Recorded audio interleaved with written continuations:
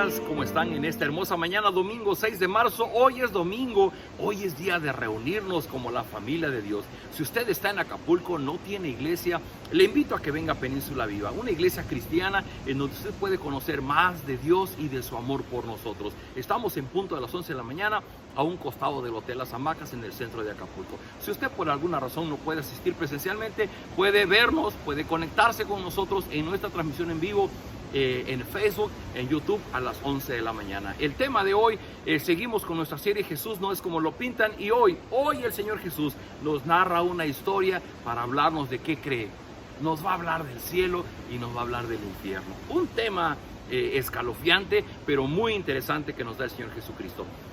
Y el día de hoy nos toca leer en Lucas 19, versículos del 11 al 27. Es un pasaje extenso, voy a tratar de leerlo lo más breve posible.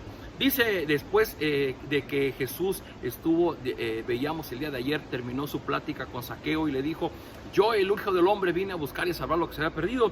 Y dice que la gente estaba oyendo a Jesús decir estas cosas y les contó otra parábola, porque ya estaba cerca de Jerusalén y ellos pensaban que el reino de Dios iba a llegar enseguida. Cada texto que estábamos leyendo habla de manera importante de una fracción de la vida del Señor Jesucristo. Después de su encuentro con Zaqueo, él sigue caminando de Jericó, está ya muy cerca de Jerusalén. Pero aquí está diciendo que las personas, en la medida que él se acercaba a Jerusalén, tenían la ilusión, tenían la expectativa de que entonces Jesús de pronto armaría un ejército, armaría una revolución para liberar al pueblo judío del sometimiento que el Imperio Romano tenía sobre ellos. Y con ese propósito, el Señor Jesús les narra una parábola para decirles algo que era muy distinto, pero que era muy importante. Y dice, les dijo: había un hombre de la nobleza que se fue lejos a otro país para ser nombrado rey y regresar. Antes de salir, llamó a 10 de sus empleados y entregó a cada uno de ellos una gran cantidad de dinero y les dijo: hagan negocio con este dinero hasta que yo vuelva. Pero la gente de su país lo odiaba y mandaron tras él una comisión encargada de decir: no queremos que este hombre sea nuestro rey.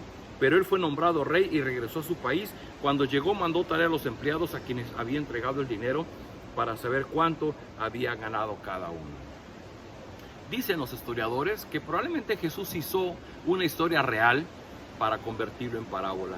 Y se está refiriendo a la vida de Arquelao. Arquelao fue el hijo de Herodes el Grande. Cuando su padre murió, Arquelao iba a suceder el trono, pero esto no lo podía hacer sin el conocimiento de César Augusto. Y entonces Arquelao, el hijo de Herodes el Grande, viajó a Roma con la esperanza de que César Augusto, el emperador, lo nombrara gobernador en el lugar de su padre. Y como siempre pasa, estos judíos eran guerrosos. Hubo una delegación de judíos que fueron atrás de él corriendo a decirle al emperador que la nación judía no estaba de acuerdo en que Arquelao recibiera el título de gobernador. Y Jesús usa esta historia para decir que un hombre noble se fue lejos de su país, pero que antes de irse lejos, y ahí empieza la parábola para los fines del Señor Jesucristo, dice que llamó a sus siervos, dice en la versión 60, que les dio a 10 hombres les dio 10 minas. En esa versión dice que a 10 hombres les dio una fuerte cantidad de dinero. El asunto es que esta parábola se parece a la parábola de los talentos narrada en el Evangelio de Mateo. Pero hacemos la diferencia que la parábola que se narra en los talentos está hablando más de la capacidad de un siervo de reproducir lo que su amo le da. En este caso, si está hablando de darle 10 minas o la misma cantidad de dinero a 10 hombres, está hablando no tanto de la capacidad de cada hombre, sino está hablando de la responsabilidad y de la fidelidad de cada uno de sus siervos para con su amo. De tal forma que cuando él dice que regresa y entonces viene a pedir cuentas de lo que había dado, dice que vino el primero de sus siervos y le dijo: Señor, tu dinero ha ganado 10 minas más. Tu dinero ha ganado la misma cantidad que me diste, lo he duplicado. Pero importante que el siervo dice: tu dinero, tu mina, la mina que me diste ha ganado más. Y él le dijo: está bien, eres un buen empleado, ya que fuiste fiel en lo poco, te hago gobernador de 10 pueblos. Y el Señor Jesús resalta que el amo le dé cierta cantidad de dinero para que él lo trabaje y el empleado o el siervo lo trabaja, habla de la fidelidad. Esto es muy importante, habla de la fidelidad. Dice que vino otro que había producido menos, había producido 5 minas solamente, pero había producido. Y a él le dijo también, tú también serás gobernador, ahora no de 10 pueblos como el otro, pero sí serás gobernador de 5 pueblos. Pero vino un tercero que le dijo, Señor, aquí está tu dinero, lo he guardado en un pañuelo, pues tuve miedo de usted, porque usted es un hombre muy duro que recoge donde no sembró y cosecha donde no sembró. Entonces el rey le dijo, empleado malo, con tus propias palabras te juzgo. Si sabías que soy un hombre duro, que recojo donde no entregué y cosecho donde no sembré, ¿por qué no llevaste mi dinero al banco para devolvérmelo con los intereses a mi regreso a casa? Y dijo a los que estaban allí, quítenle el dinero y dénselo al que ganó 10 veces más. Y el rey contestó, pues les digo que al que tiene se le dará más, y al que no tiene, hasta lo poco que tiene se le quitará. Queridos amigos, es importante tratar de identificar cómo el Señor Jesús, a través de las diferentes enseñanzas que daba, he insistido, daba el ADN, es decir, el Señor Jesús tenía una idea muy clara en su mente de lo que Él debía enseñar a sus discípulos, porque Él quería que sus discípulos aprendieran para que Él no iba a estar, y para que una vez que Él no estuviera, sus discípulos hicieran las cosas conforme Él les había enseñado. Y es muy importante, de manera resumida podemos ver cómo la nación judía tenía expectativas en que Él se convertiría en libertador de su nación y cómo se acercaba a Jerusalén para armar una revolución. Pero el Señor Jesucristo caminaba rumbo a Jerusalén, y cada paso que daba era un paso rumbo a su propio sacrificio. Cada día que transcurría era un día menos de vida para Él. Esto habrá que entenderlo en los zapatos, en las sandalias del Señor Jesucristo, lo que significó para Él, en su obediencia al Padre, en su humildad, en su aceptación de la voluntad del Padre. Y mientras la nación está enardecida con una expectativa de vamos a ser libres, oh Dios, libéranos del imperio romano, Jesús está clamando y está diciendo, Padre, ayúdame a ser fiel con lo que tú me has dicho.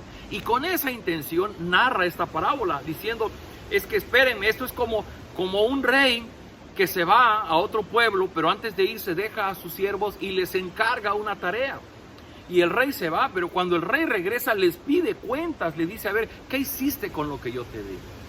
Y bueno, al final de cuentas no importa si produjiste el doble o solamente la mitad, pero produjiste algo, hiciste algo para el reino de los cielos. Dice, pero aquel que dijo, ay Señor, pues por las razones que sean, tuve miedo, no quise arriesgarme, yo mejor lo guardé, aquí está. Dice, a él quiten el dinero y denle su dinero al que ganó más. Y la parte interesante, la parte fuerte, dice el versículo 27, y en cuanto a mis enemigos que no querían tenerme por rey, tráiganlos acá y mátenlos en mi presencia. ¡Wow! No sé si el Señor Jesús estaba enojado en ese momento, pero seguramente esta verdad sacudió sus vidas. Porque miren, una cosa es que sus discípulos, sus seguidores, Dios les da minas o les da cierta cantidad de dinero para que lo trabajen para su reino, para que cuando Él regrese le entreguemos cuentas. Y eso es algo importante, porque a usted, querido amigo, querida amiga, si usted se distingue se reconoce como un discípulo de Jesucristo, eso significa que Él nos ha dado bienes, Él nos ha dado capacidades, y Él espera que nosotros seamos responsables y que seamos fieles usando eso para su reino, no para nuestro beneficio, no para que yo tenga más, no para que yo sea famoso, no para que yo tenga poder. Es cómo puedo usar eso que Dios me da para servir a sus propósitos. Y la otra parte es aquellos que son sus enemigos. Jesús dice, en cuanto a mis enemigos que no quieren tenerme por rey, tráiganlos acá y mátenlos en mi presencia. ¡Wow!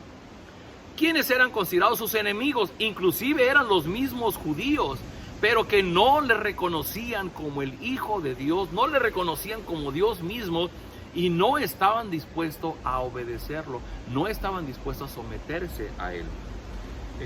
Dice en la traducción del lenguaje actual, tráiganlos y mátenlos delante de mí, porque ellos no querían que yo fuera su rey. ¡Wow!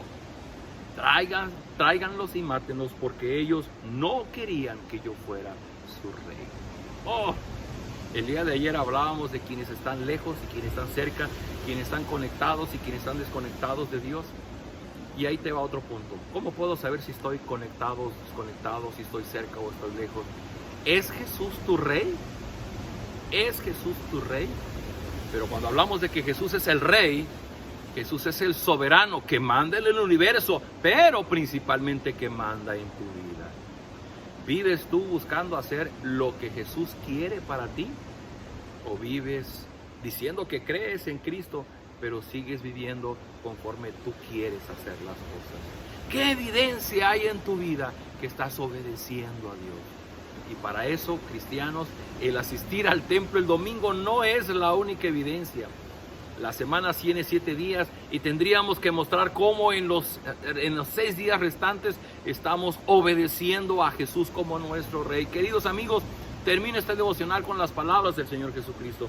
Él dijo: en cuanto a los que no creen en mí, en cuanto a los que no me reconocen como su Rey, tráiganlos y mátenlos delante de mí. ¿Por qué?